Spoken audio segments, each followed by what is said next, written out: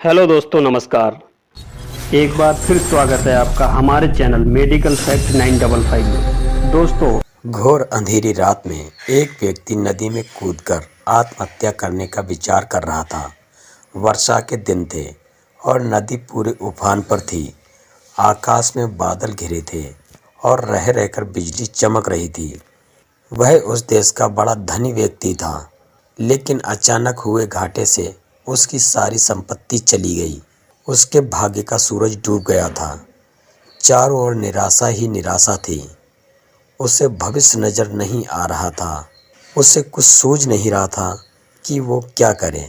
उसने स्वयं को समाप्त करने का विचार कर लिया था।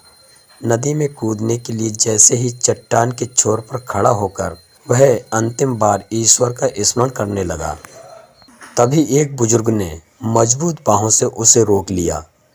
बिजली की चमक में उसने देखा कि एक वृद्ध साधु उसे पकड़े हुए है। उस वृद्ध ने उससे निराशा का कारण पूछा, फिर किनारे लाकर उसकी सारी समस्या सुनी। फिर वह साधु हंसकर बोले, तो तुम यह स्वीकार करते हो कि पहले तुम सुखी थे? सेठ बोला, हाँ, मेरे भाग्य का सूरज पूरे प्रकाश से चमक रहा था। सब और मान सम्मान संपदा थी। अब जीवन में सिवाय अंधकार और निराशा के कुछ भी शेष नहीं बचा है। वृद्ध फिर हंसे और बोले, दिन के बाद रात्रि है और रात्रि के बाद दिन। जब दिन नहीं टिकता तो रात्रि भी कैसे टिकेगी? परिवर्तन प्रकृति का नियम है। ठीक से सुनो और समझ लो। जब तुम्हारे अच्छे दिन हमेशा के लिए नहीं रहे तो बुरे दिन भी हमेशा नहीं रहेंगे। जो इस सत्य को जान लेता है वह सुख में सुखी नहीं होता और दुख में दुखी नहीं होता। उसका जीवन उस अडिग चट्टान की भांति हो जाता है जो वर्षा और धूप में समान ही बना रहता है। जो व्यक्ति सुख और दुख को समभाव से ले लेता है, समझ लो उसने स्वयं को जान लिया।